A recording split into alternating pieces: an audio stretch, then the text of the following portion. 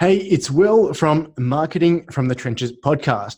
We've got a really special episode today that is a little bit meta, but it's got such awesome value because I've got my friend Charley Valher on the podcast, and Charlie and his team really are the ones who are responsible for helping me get this podcast set up onto iTunes, Spotify, wherever you're listening to this podcast. Charley and his team are the ones who actually do all the work behind the scenes and help me get this podcast out there. So we go into a lot of detail about how to use podcasts to grow your business, to generate new leads, and to turn it into an asset that helps you grow and increase your revenue. Just some context behind this. With the podcast that's just been launched, with one episode out into the world, I've already generated leads, phone calls, and also sales and clients from one single podcast. So podcasting is such a powerful tool at the moment. I think it's going to be even bigger going forward. All the major platforms are kind of really investing into it. So this is going to be a great episode. I dive into a lot of different topics with Charley, including what tech you need to get the podcast going, how to come up with really good topics that people just want to listen to, and how to promote the podcast after it's been done. So really detailed and awesome. And Charley, as always, just shares so much information. And every time I talk to him, I learn so much, and I think you will as well. So see you on the other side. I hope you enjoy this podcast, all about podcasting or using podcasts as a tool to generate leads. Enjoy and talk to you soon.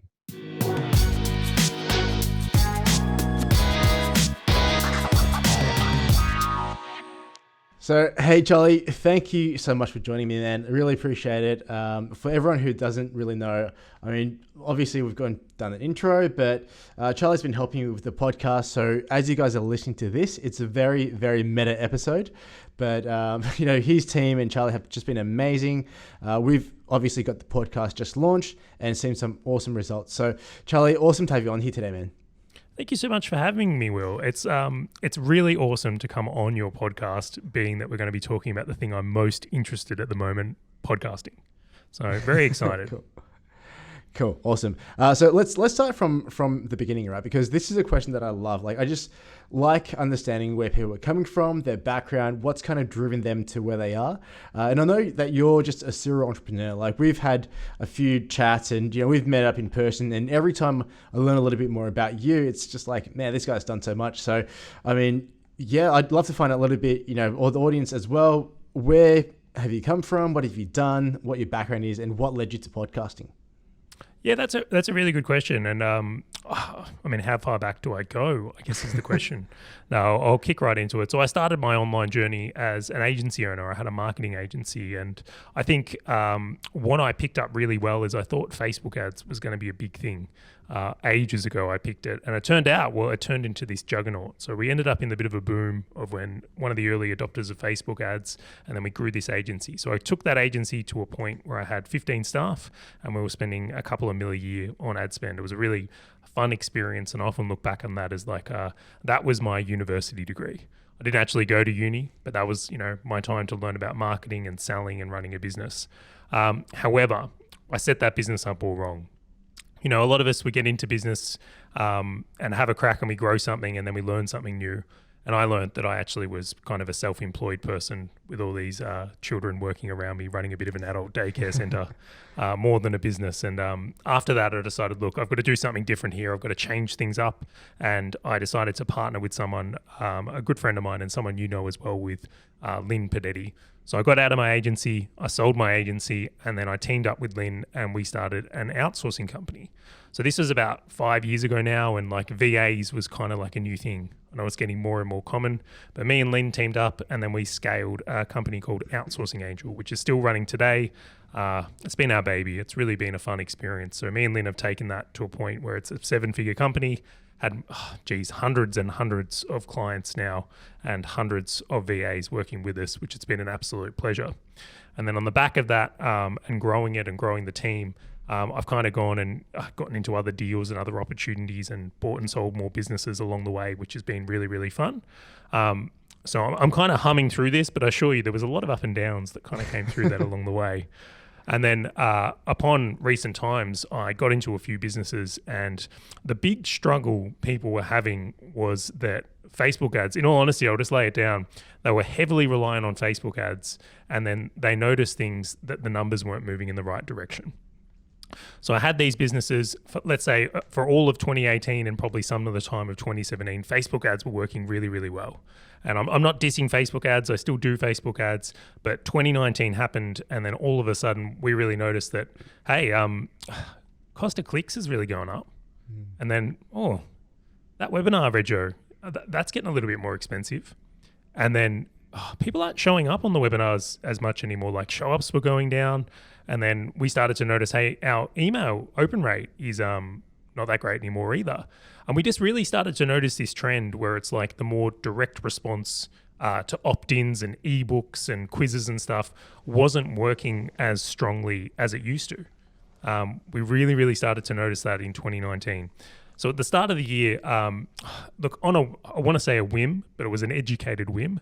So it wasn't just from my gut, but with a little bit of education, I said, I'll bet that if we start a podcast for these businesses and then use the podcast to feed people into things like webinars and start remarketing audiences, I'll bet that works better. So we started a couple of podcasts at the start of 2019, and for the first few months while we're building traction, it didn't really kind of do much. It was kind of like, is this really worth it? We spent probably like 3 months going, I don't know, like it seems like it's a bit of work.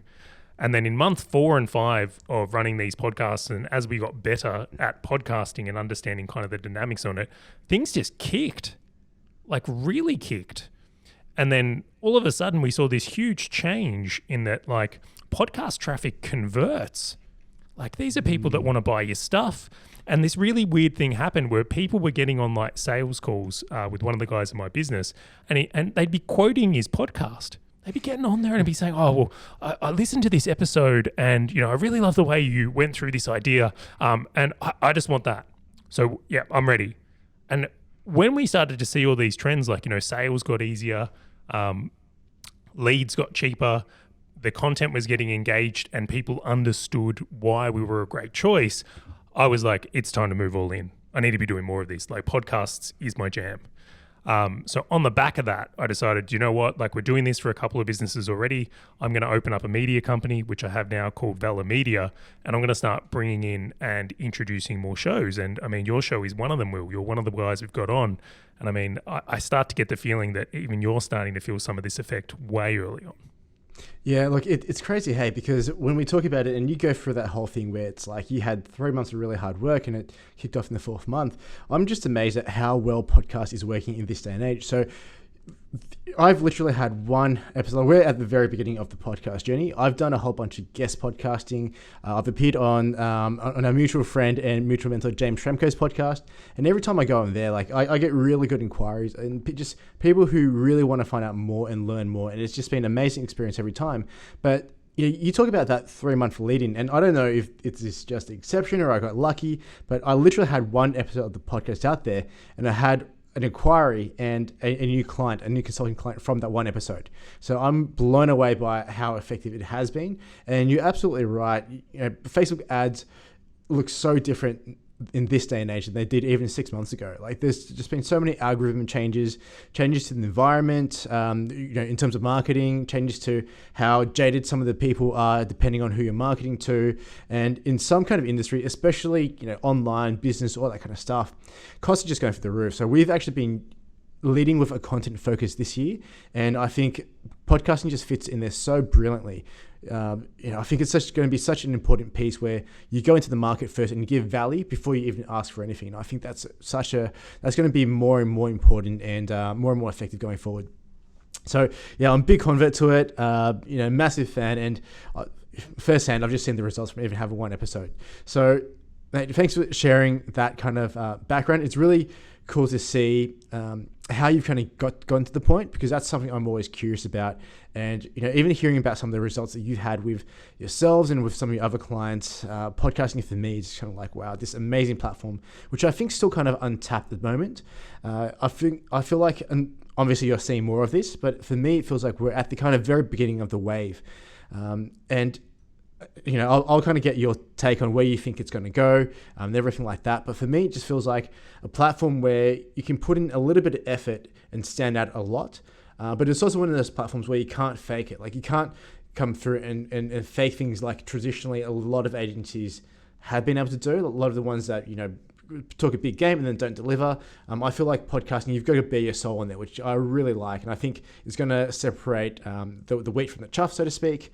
But yeah, I'm definitely all in it as well. But I'd like to get your take on it. Like, what trends you see, why you think it's so effective, what you think or how you think the industry is going to go in terms of podcasting in the next 12 or 24 months. Like, what's your views on it? Ooh, great question. Really good question, because a few things have happened that really kind of sold me on this, like really sold me. And I'll go through a few of them now. Is like, I not too long ago opened up an article written on TechCrunch that was talking about Spotify. And Spotify have recently just invested $500 million in acquiring companies that deal with podcasting. So this is like software, publishing tools, things like that. And, that was the first one where you go, okay, that's 500 million. Like, a company like Spotify is so sure that podcasting has got more room to grow, that they're investing that sort of money. And I was like, all right, that's a pretty good sign. And then not too long after that, we got this massive Google update where they announced that they're going to be indexing podcasts that are on Google. So that means if you are searching things on the search results, is that podcasts will now come up in the search results.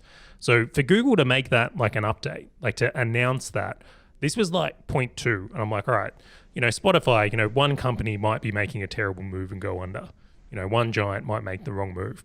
But for Google and Spotify to be going in, like, my level of certainty started going way up. And then the next part was that, after that, we got this big announcement from Apple that they're actually separating iTunes out so that podcasting is its own app. So, Spotify, maybe make one wrong turn. Google, it still could be. But once I got all three, I was like, we've got 3 giants sitting here, all investing because they know how big this has still got to go. Like, yes, podcasting, especially audio podcasting, has seen a huge growth, but it's now becoming the norm where people are listening to podcasts on the way to work. They're accessible in their car. There's better and better tech coming. There's better and better connections coming, and the tools to get it done are just getting better and better. So once all of these aligned, and I realized we're kind of like, I kind of feel like we're just hitting the growth cycle. This is another reason like why I decided to go all in on that. But there's one thing I'll kind of put into that is like audio podcasts. So people just, iTunes listening to podcasts is huge. But what I think is really coming next is the attention to video. And this is one of the reasons at Valher Media, we said, right, we're going to be one of the first companies to help people create video podcasts. Because I feel like particularly we notice like people are watching and listening to podcasts like on YouTube. Like, people are watching these 3-hour Joe Rogan podcasts. So we're seeing this trend just get bigger and bigger. We're seeing more and more money go into this space. And then to put the icing on the cake, the last thing that really got me over the line was the estimation of Joe Rogan's ad revenue for 1 year is at 100 million. Whoa, from podcasting. From podcasting. Jeez, that's crazy. So, all these coming together was like, my indicators that this is a space I want to be playing. And then on the other side of it, after, running our own tests, like, for it to be far more viable for us to include this type of content in our marketing efforts, it just is all aligning. And like, the signs we see are lining up with the results we're getting. So I just want to be doing more of it. I want to be doing more shows and doing bigger shows. Yeah, perfect. Cool. Let's get into some more of the questions, right? Because before I started this podcast journey, even before even thinking about talking to you guys, obviously there's a lot of questions that I asked, and I think if someone's at the point where they're deciding if it's going to be good for them or not, I think they might have similar questions. So from your experience, what type of podcast do you think work really well? Obviously, this is a show about marketing, about lead generation, doing sales. What type of content or type of format? And just talk me through, if I was looking at using this as a lead generation tool for my business, what are the key areas I should be focused on? What are the key formats I should be looking at? And how should I approach it before I even record a single episode? And you are well prepared. Another great question. So specifically for me, like I don't do podcasts where the podcast is the business. So if you look at guys like Joe Rogan, for example, his podcast is his business. Okay. So for me, what I tend to work with is people that have got a business and they're wanting to do a podcast because this is their growth engine. This is the thing that's going to really like be a huge leveraged asset for them. So that's where I like to play from there. So from a publishing point of view, I say to people that if you're going to do a podcast, you really got to be up for it for 12 months. Like it's a compound interest game. Like it's the hardest in the beginning. And I mean, Will, you've gotten some results early. That's great. But 12 months from now, that's going to seem like nothing. And I'm very, very confident in that. But it's like, this is a game that like it pays dividends, which I really, really love. So long-term mindset is probably one of the things I most encourage people to do. And then the next part of it is publishing frequency. So this is an opinion. I'm not going to say this is a fact or a standard true for everyone, but I really think like 1 episode a week is the sweet spot, and even getting up to 2 once someone is more accomplished and used to recording. Now, that doesn't mean you're recording every week, and I'll throw a little caveat in there is like what I really encourage as well is like batch recording. So maybe you're just spending like 1 or 2 days a month where you're recording 4 episodes at a time, and then that's your whole month's content all set up and ready to go. Now, into the next part, this is something I'm huge on as well, is that I noticed this is an early mistake I made. So this is straight, don't do this. Just don't do this. We were just recording for way too long, and we could see that people weren't getting through the episodes. So a sweet spot for people that are starting out is kind of that at the most 45 minutes, and around the 20-minute mark is kind of like the sweet. So 20 to 45 minutes we find is like the sweet spot per episode where someone's getting enough where they're consuming it, and then it's also valuable enough and long enough where it's a long-form piece of content. So we really, really like that as the episode duration. Another thing I'll throw in is that another huge mistake I used to make was that I would try and actually record my intro at the start of the episode and then just record the episode with the guest. And we were talking about this off air, but like this is one of the tricks, the podcaster tricks. Like we're doing an interview right now and we're recording this interview, but after the episodes finish is when I say, finish your episode, and then after it on your own, record your intro. Now, the reason I say to people to record it after is it's going to enable you to create an intro that sells the content of the episode. So there's no way you could know what I'm going to say before. I mean, unless you maybe asked me, we had some set points or something. But if any magic's dropped during the interview, this gives you the opportunity after it to go, hey, it's Will here. I just finished recording this episode with Charley. It feels weird saying my name, by the way. But we just had this amazing chat about podcasts, and about 15 minutes into the conversation, he went deep on talking about how you can produce more leads or why it didn't work for Facebook. And I think you create something really powerful when you can like sell your own episode within your intro. So you can really hook people in on the value they're going to get from it and give them an indication on what's going to come from the episode. So really, really powerful thing to record your intro after. And also, sell what's coming. Like really, like it's like the headline on a sales letter. We're really trying to engage and hook people in. But then the biggest thing, and this was huge, is that moment between your intro and when your episode starts. That is the most important moment to promote your next step. That's when you want to have if you want to get more information on this, go to this link. This is where you want to get people in and start turning them into leads and bringing them over to your website. So we really noticed like that call to action at the start of the episode is where most people came from. Wow, fantastic. Yeah, like I think just having you help me with the whole process of it has been so I guess you could say it's just kind of like it's just so easy to follow your instructions around this kind of stuff. And I think a lot of the reason, and in my own journey around podcasting, literally this has been something I've been thinking about for probably, I want to say about 6 months to a year, right? I've always had it. Every time I have a team call, it's like we've got a note on Asana saying, hey, record a few podcast episodes. But every time I look at actually getting it produced, I'm just like, no, it's way too much work. Like I just can't be bothered.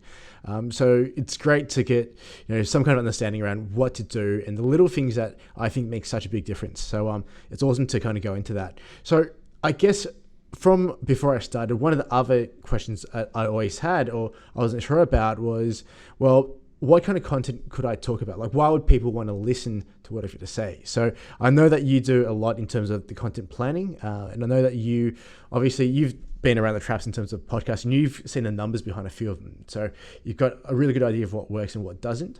How do you plan out the content? How do you know that podcast will get really good engagement, really good leads, and actually be a viable tool? Another one you've nailed. Okay, so I always start something I put as a strength area now was once my biggest challenge. And I think, when I started my first podcast, that was the exact thing I was doing. I was going, okay, well, what am I going to make? And I made pretty much the worst decision you can make with this. And I'm going to tell you what that is now and what not to do, and then I'll tell you what you should do. Cool. Okay, so what most people do and what I noticed I was doing and then what I observed in other people is most people do what I call sporadic content or random content. So what would happen is typically I would buy a book and read it on the weekend, and then suddenly whatever that book was about would appear in my next week's podcast. So, I'd read a book on business finances, for instance, and then all of a sudden the next episode that week is oh my God, I've learned this stuff on business finances. You've really got to have this and this. Little to realize that, my podcast isn't about business finances. So the really big mistake I made is I started making podcast episodes based on what I was interested in and what I was trying to learn about in my own life, instead of things that were useful to my audience or what my show was about. So I'll use you the example, Will. It's you've got a marketing podcast. So an episode on business finances, if it's not tied in or doesn't lead into how it's helping with marketing, it might be, useful, but it's not why your audience is here. So that was my huge first mistake. I was just making random things that I was interested in, no real planning, just putting ideas out there. Now, what I realize is your podcast is an amazing place to learn what resonates with your audience. You can get some really amazing data and ideas and see what works with your audience that you might turn into products and services down the road. So if you see, Will does an episode on Facebook ads, it's holy moly, this is the biggest performer. That's giving you a sign of maybe I should make a course on Facebook ads, or maybe I should build a Facebook ads service. But to come back to this, what we kind of leaned into was a couple of things. So I've got a little bit of SEO and AdWords background, but I'm a really big fan of why don't we just make content that our audience wants? What are the problems and questions that our audience wants? So I'll give you a few things here. Number one is we love things like BuzzSumo or Ahrefs, because these are amazing tools that allow us to search topics and see what content is performing well or people are looking for. We love Google Keyword Planner or Ahrefs again, because we can get a whole bunch of questions or things people are searching for. So it's a really good one. And then the other side of it is we actually like to do a little bit of market research and understand what our audience is actually looking for. So when we started making our episodes in line with that, it was amazing how much better they performed, because we're actually giving people what they want. And I think that's a really big kind of key to it, is they're not actually interested in what book Charley reads on the weekend and hoping he'll make a podcast episode on it. Although one day, I hope. Mate, I hope you have some good taste in books, because maybe. Cool. Awesome. So look, I think that's really cool, because one of the biggest things I struggled with, honestly, was the idea of content, right? Because everything that I talk about or I've got planned for the podcast, it just seems, and I think a lot of service professionals and people who are excellent at what they do are kind of in a similar way, that advanced ideas and concepts just seem so basic, right? Because it's stuff that we live and breathe. So a lot of the time I've just got to sit back and remind myself, well, maybe if someone isn't living and breathing this lead generation stuff that we do on a day-to-day basis, maybe this is something new to them. This is something that's kind of interesting. And you're right, having the tools like Ahrefs and BuzzSumo to kind of show you what people are asking. So what I did was I looked at Quora as well, which is obviously that site where just people ask themselves heaps of questions. What's the other site? Alpha, where you kind of plug in questions as well. So there's a whole bunch of resources and tools out there to really drive content. The biggest thing for me that I found that made it easy was just asking people on my email list. Literally, I had content planned. I just sent them an email and said, hey, which one of these content pieces do you want to see the most of? And where can I take the content going forward? And by and far, they'll come back and let you know, hey, this is really cool. Can you talk a bit about this? I'm starting to look into this topic. What do you think? And I think that's a really good way of doing it. Just make don't try and create demand for what you're going to talk about. Just ask the people. I'm so glad that, it was one of the things that you told me as well, because if you hadn't, I would be talking about nootropics, which is like smart drugs. I'd be talking about exercise and all this other crap that people may or may not be interested in, but you just really wouldn't know. And I think in this day and age, there's so much content out there that, and I'm not sure if this is right. It's just my gut feel. I feel like you can really easily lose people if you've got the wrong content or you approach it the wrong way. So content absolutely is king at the moment. Oh, definitely. And I love that one with Quora as well. It's a really good one. And one of the ones we've been looking at as well is Reddit, subreddits. Like, it's been amazing what you can find on there as well. So it's a very market research approach, but you nailed something so important there about just being aware of, like, how advanced your audience is. So, I'm sure you could talk some really technical stuff, but like that isolates a huge part of your audience. So maybe it's the broader stuff.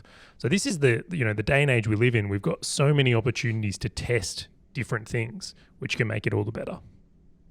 Cool. Yeah, awesome. So I guess now that we've got the content done, I think, which is a really hard piece for a lot of people, the next question that I asked, and also I'm sure a lot of people are asking as well, is what do you need to get started? Like, what equipment have you got? And I know that you've invested heavily into your podcasting equipment, me not so much. So, what are the bare minimums that you think someone needs if they're looking at starting their own podcast? Yeah, look, I've gone way overkill. What I have is not a necessity at all. This is part hobby for me. Like, I get some fun out of this stuff. So I'll say this now is, like, if you're into gadgets and tech, like, this is the best playground at the moment. There's a lot of cool stuff you can play with. Like, but as for like bare bones, like, what are the minimums? I'll go through a few now. So for webcam, I think the Logitech C920 or C922 or Logitech Brio are all fantastic options, about $100 to a couple of $100 there. I think as far as microphones, the really good beginner one, and I think you can get fantastic sound out of this, is the Audio-Technica ATR 2100. I used that for a while. It's a fantastic microphone. So, like, bare bones, there's some really good stuff. If you want to, like, kick it up a gear and go, look, I really want to invest in that, radio sound, there's a company called Rode, RODE. They make some fantastic stuff, but I will put a warning here. They don't make free stuff. They definitely make stuff that can have an impact on the budget. So for starting out, just a Logitech cam and an ATR 2100 can make all the difference in the world, and that is well and truly good enough when it comes to hardware. Now, software, I'm a really big fan of Zoom. We're using Zoom to record this now, and then we're also using something called Audacity, which is a local audio tool. You might need a little bit of training, but the great news is everything's free on YouTube. So if you do need to learn how to use any of this stuff, like, YouTube will have you covered. That's exactly how I learned it as well. Perfect. And a final question for me is here, because I think for me, it wasn't technology that really kind of put me off doing all of this kind of stuff, because I'm rocking a condenser mic at the moment. It's one that I picked up at my local supermarket, which is Audi. For international listeners, Audi is kind of like this weird chain that kind of just copycats and rips off other really expensive products and then sells them on special once a year or something. So I picked up this condenser mic for like $30, which is crazy. But the tech stuff aside, for me, that was, kind of easy because it's technology and I've grown up with it. The thing that really set me back and really scared me from doing this sooner was the process side. So if someone doesn't have you on board, or obviously, guys, if you're listening and you want to get your own podcast, the easy way, talk to Charley. Like, it's just, I swear by services.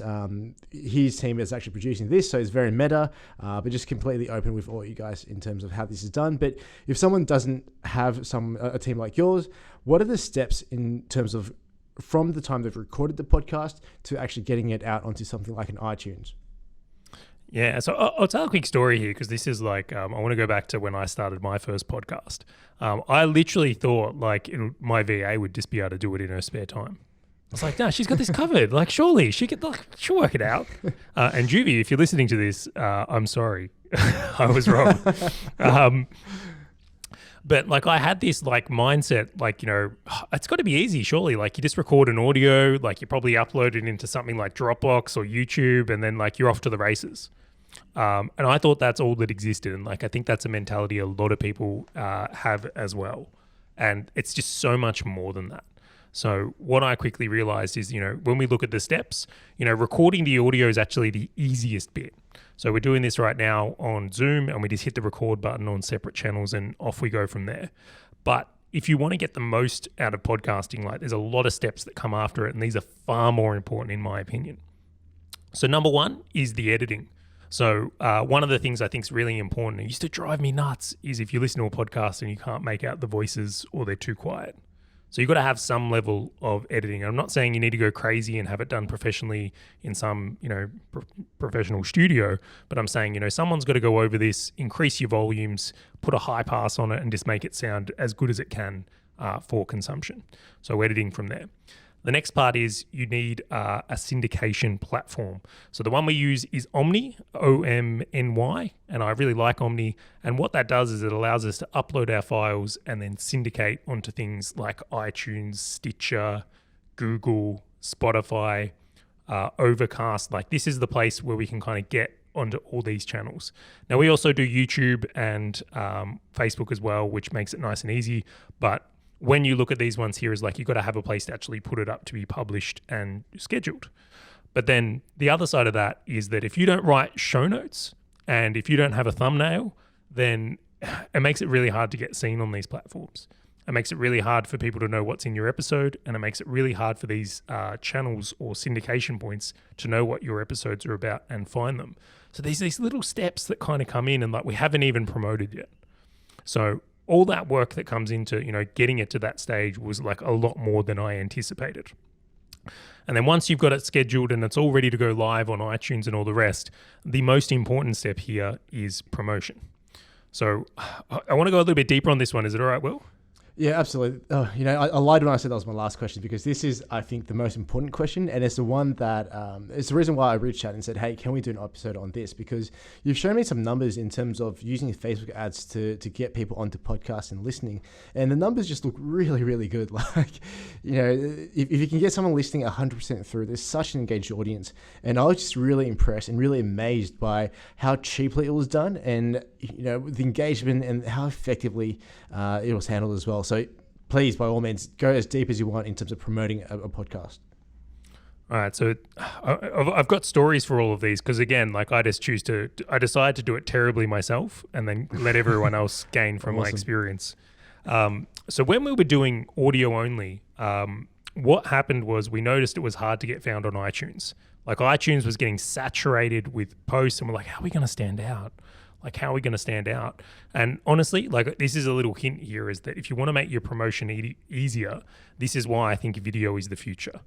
Right, and I'm going to get into that in a moment. Just remember it from here though. So we're thinking like, how are we going to stand out? Like our audio podcast is getting like harder and harder to get people onto. There's so many podcasts coming out. What are we going to do? So I had this idea. I was like, what if we start recording the video on Zoom when we record, and then after it, we'll like pull out a few little snippets of the video, and then we'll use those snippets on Facebook and, go, hey, if you like this bit from here, then check us out on iTunes. And, I was like, all right, so we'll make ads out of the episodes and like, give them a little teaser, like the movies, a little trailer. So we started doing that, and like that started working really well. And then someone we both know and I'm a huge fan of, like full fanboy, James Stromko. I think we both are. Big fan of you. Hopefully you're listening, James. I'm sure me and Will say the same. Huge appreciation for you. But James said to me, he's like, why don't you try publishing the full episode and, allow, and he's like, let people consume their content where they want to consume their content. I was like, right, why not? We'll give it a go. What's the worst that can happen? We publish it on Facebook, one episode doesn't go well, and then we'll see. And then this crazy thing happened is that we put the full episode with the video up on Facebook, and it beat our audio numbers. I was like, what's going on? Like, and so, me personally, I don't watch our videos on Facebook, but I'm certainly not the average person. Like a lot of people do.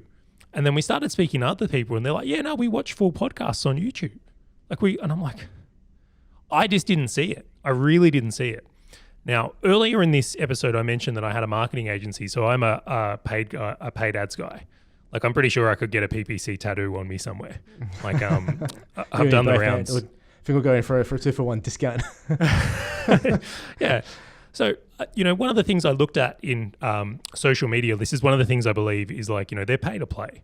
Let's be honest. You want to get the results on these platforms, spend the money on ads. These platforms like people who pay them.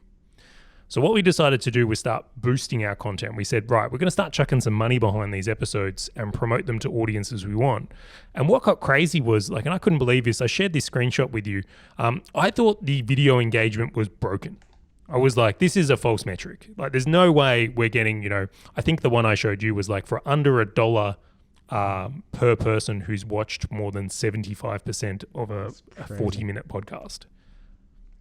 It's like, you're kidding me. I'm like, that's more valuable than an opt-in. I'm like, as a business owner, right, if you could pay $1 for someone to watch 30 minutes of your content, right, and get to know you for 30 minutes, would you do it? So, and it's so funny because nowadays, like, we run a whole bunch of webinar funnels for our clients. And if we can get someone to watch a webinar and go through, a 45-minute webinar and watch 75% for under $5, we're like, awesome, this funnel's going to do well. So to get those numbers for like $1, it's unbelievable. Yeah, insane. So we started doing this and like I was, all right, maybe once was a fluke. Maybe it's just one of those Facebook anomalies where we just hit the right thing. But then it started to happen again and again. We started to notice that it was like getting consistent. As long as we had good content and we were putting it out there, like, this is what people want to consume. And like, Facebook was rewarding people who were making content that wanted to consume it, and so is Google. So with this huge epiphany, we had this next epiphany was like, hang on a second, can't you remarket to people who have watched more than 50% of your video? Like, if someone's watched 15 minutes of your content or 30 minutes of your content, can you put them on a remarketing list and show them ads? And then that was like, again, a really big move for us. And like, this is one of the things where I look at it and go, all of a sudden we had people opting in on things cheaply. We had forms coming in. We had, requests for meetings, and the show up rates for sales calls, for webinars, for e-com, the works. It was like all around it started going better. And I was like, what if we only feed traffic into our funnels and website that's consumed podcast content? Like, what if we make this the main asset, drive it all through there, and then only show ads to people that have consumed our stuff and like our stuff? So that's been the journey of this year and like what we're doing more and more of. And like, that's what's winning hard for us at the moment. Yeah, it's so crazy. That's exactly what we're doing with a lot of our funnels that we run for our clients too. We're putting videos, and it's not even long form videos, so it's a different strategy altogether, but it's very similar.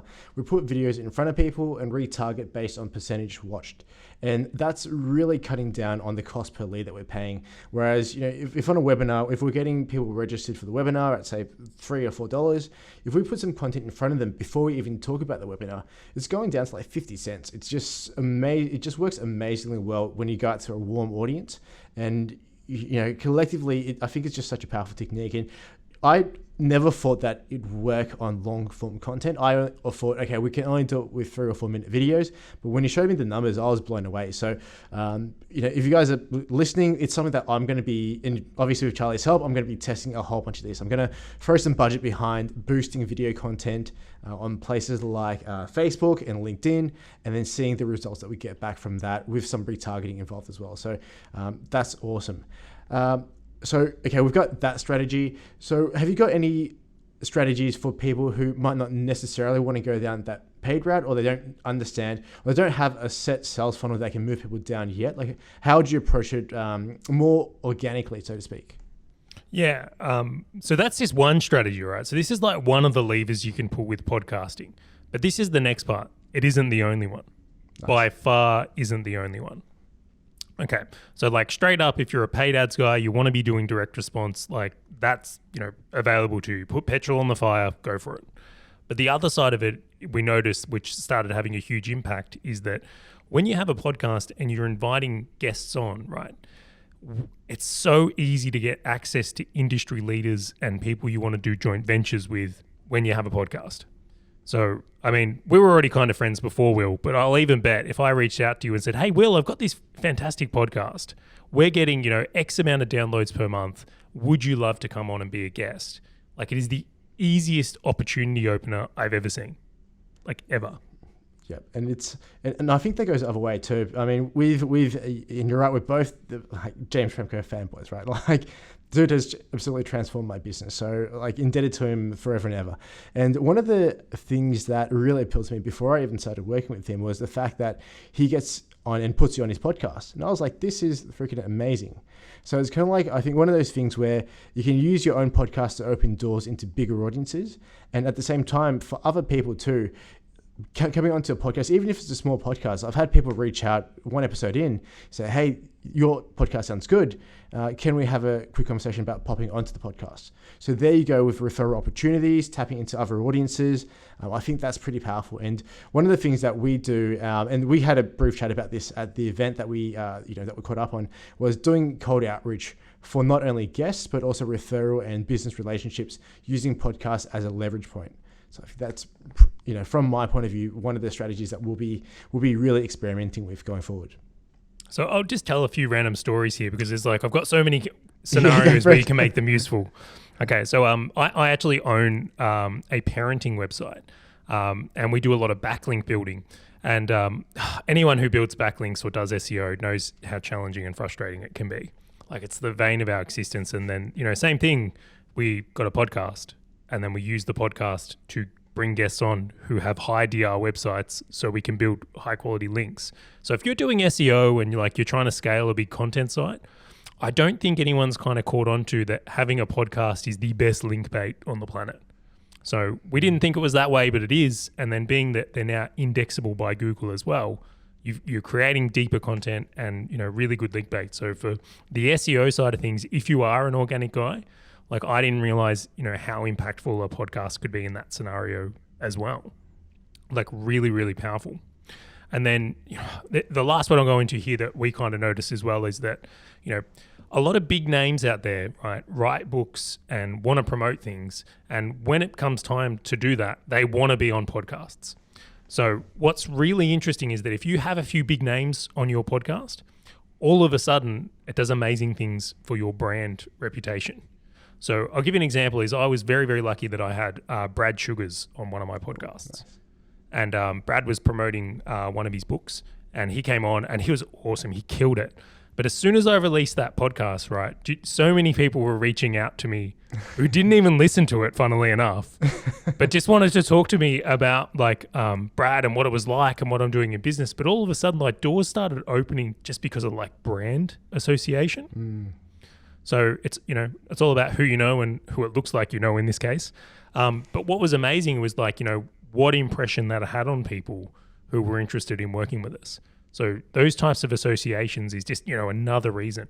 Now, you can stack these on top of each other, right? So if you want brand association and build your links and you also want to do some of this paid stuff, why I'm loving podcasting so much is just the leverage you can get out of this asset. It's not one-dimensional. It's not just running a video ad. You can stack this so many different ways and bring different elements in to get the ROI up. Yeah, it's awesome. And look, I'm definitely going to need to get you back on because we're going to be running a whole bunch of experiments with this podcast. It literally is, yes, it's going to be a big lead generation platform for ourselves, I think, across the businesses we've got.